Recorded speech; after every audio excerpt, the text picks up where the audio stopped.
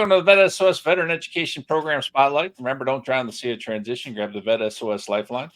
VET S.O.S is brought to you by the Who You Know Network and is a proud member of the Parade Deck community. As always, I'm here with Dr. Hira. How are you doing today, Dr. Hira?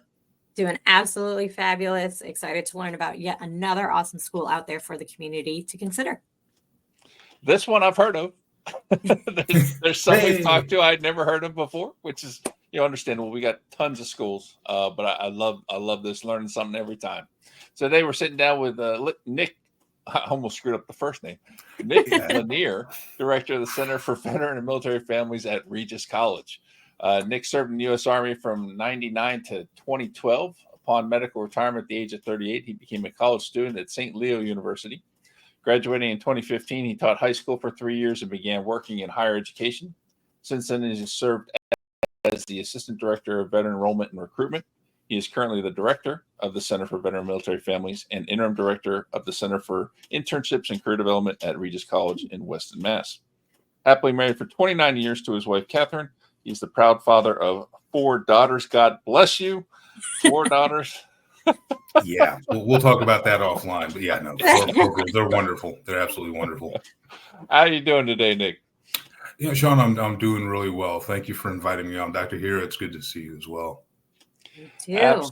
Absolute pleasure to have you on. So let's talk real quick about your transition. How did your transition out of the military go? I think like a lot of other veterans, you feel like you're tumbling, right? So because mine happened a little bit differently. So because I was medically retired in 2012, I really didn't have that lead time. My goal was to do 20 and all that good stuff.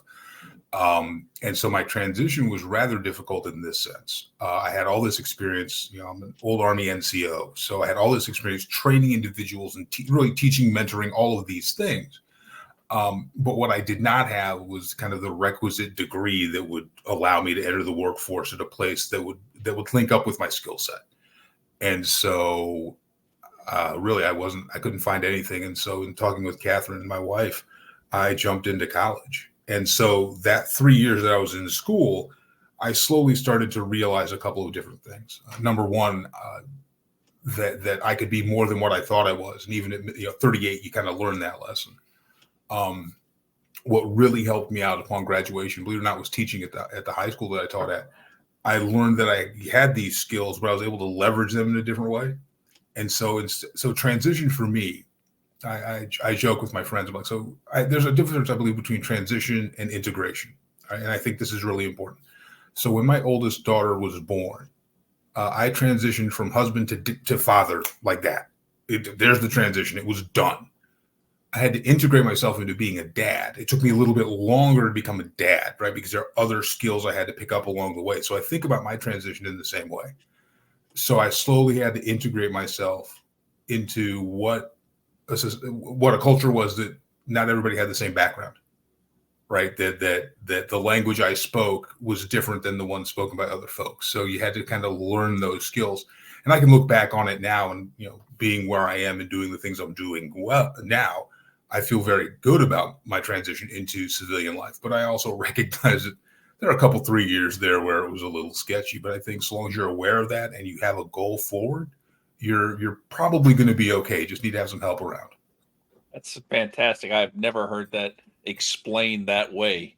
That is fantastic. Well, I appreciate that. It's believe it or not, Shawn, it was one of those things I thought about. I mean, if you think back to your time in the military, if I was in the Army, right? So there was civil tap and you're done, right?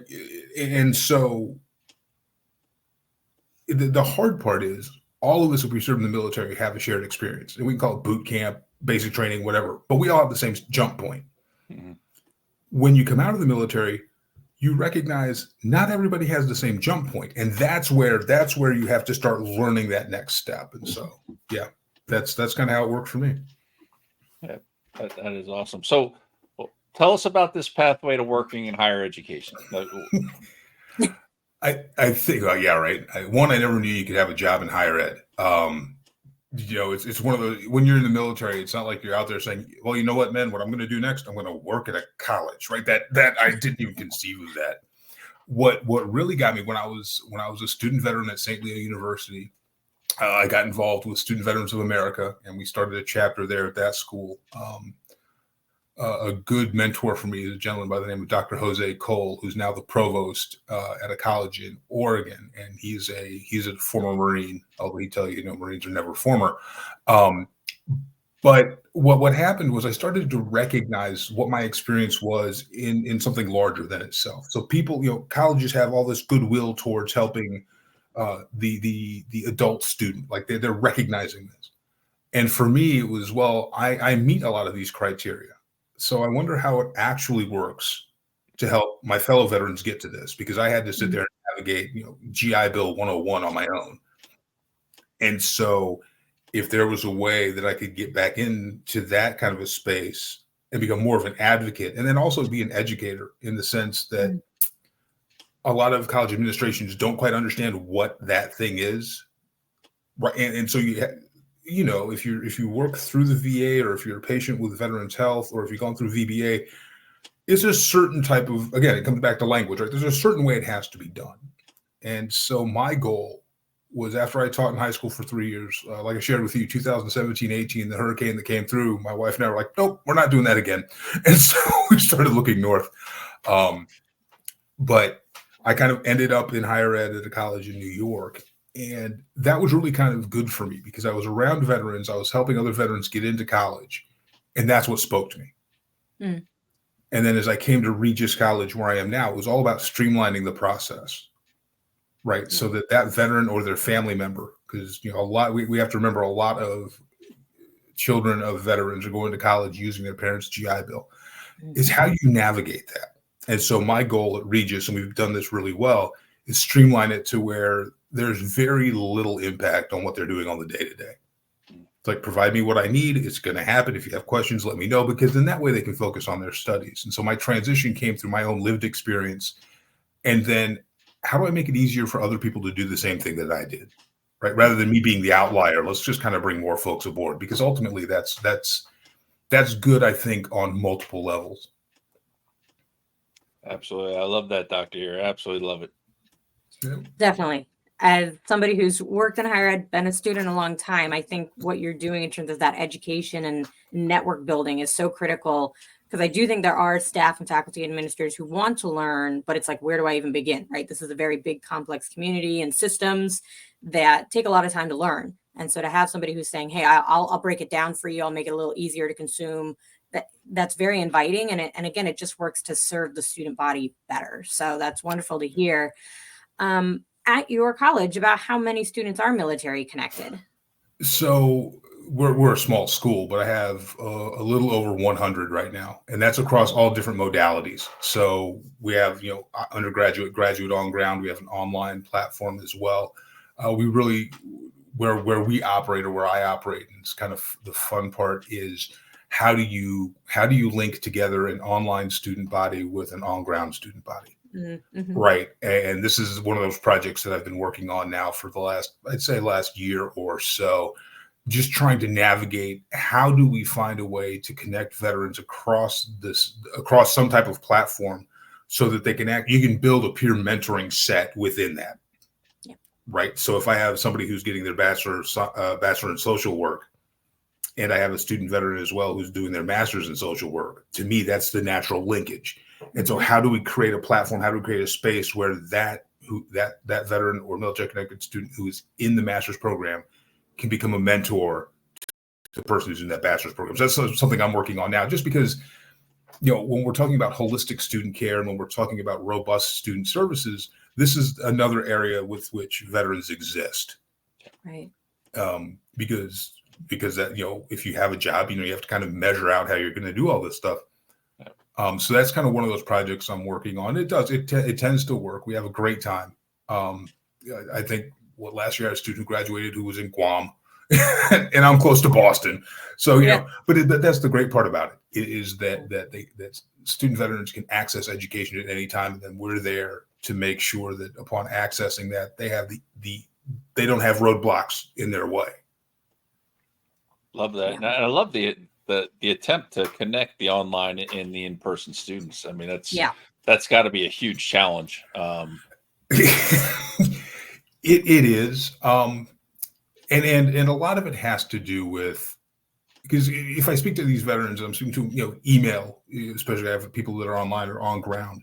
It's about how do we find a common time, number one, right? Like, because everybody's, our student veteran ages between 28 and 35, right? Like they're in an older set. So how do you find that time? How do you piece all that together? And then how do you find the platform with which to do it? Those are kind of the big challenges, but I think it's one that can certainly be met. It's going to take a little grind and work, but I think that if we can do that, then what you've done is you create a healthier student veteran population. They don't feel disconnected. They don't feel isolated, be them an online platform or if they're on ground, right? That they're no longer by themselves trying to do this. And I think that's really important, because I did 2 degrees online while I was in the service, and I granted, I loved the programs I did. Anytime I had an issue, it was helped, but that interaction piece definitely was missing, and it'd be great to see that happen more. Yep, that's the plan. So, all right, so tell us why people should choose Regis. Like, what as far as veterans are concerned, military connected families, why should they select Regis for their continuing education? Well, so I think a lot of it has to do with connectivity and community. I firmly believe that. I know when I went back to college, St. Leo is a smaller school, and I like that. There's a level of intimacy and a level of personal knowledge that you gain. Regis College is much the same way. It's very much involved in its community. There's connections that are made. You know your professors by name. They're invested in what you're doing. Those are all great things. But it's also nice to know that what you need is right around the corner. I know that there are some who like large colleges, and that's wonderful. I know for myself, I would not be able to sit in a hall with 300 of my closest friends taking English 101, right? I know myself well enough to know that. But that's what Regis does. The way, so Thursday, you can tell them a day off, was Founders Day at Regis College. And that's a day where we volunteer around everywhere. And so all of our students go out to volunteer. And awesome. We had they're at nursing homes, or they're at local gardens, or you start naming the places. That's really the part of Regis College that drew me in, and I think draws a lot of veterans in, is that it's all, the old saying, what, service before self, right? Like but it follows through that same concept. This fact that what I'm doing is I'm helping someone else because it reflects on what I truly believe and who I am. Mm-hmm. And a lot of the students that we have are in what I would call service type majors, social work, nursing, right? These are people who want to go back out and help other people. And so it marries very, very well. And I think that is what draws veterans and their children to the school. And then once they get here, we have fun. It's not always a drag. It's a good time, and it's a challenging time, but it's always good.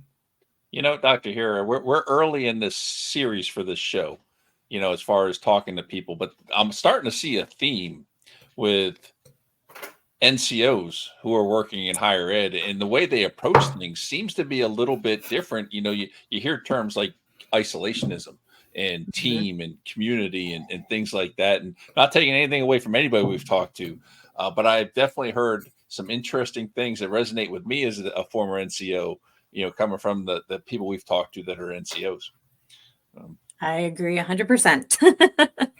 And again, it's a perspective and that I think is needed in higher ed. The efficiency, the considerations. It's again, when we think of what is being brought to the industry, this is why it's exciting to see so many veterans entering into higher ed to work as professionals, because I think it's a shift that is needed and continues to add so much value to campuses across the country. So, yeah, absolutely.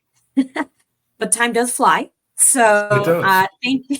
I feel like we could talk to you all day, but unfortunately we can't. So I do want to say thank you, Nick, for joining us today on the VET S.O.S podcast. And on behalf of the VET S.O.S family, we'd like to thank everyone for joining.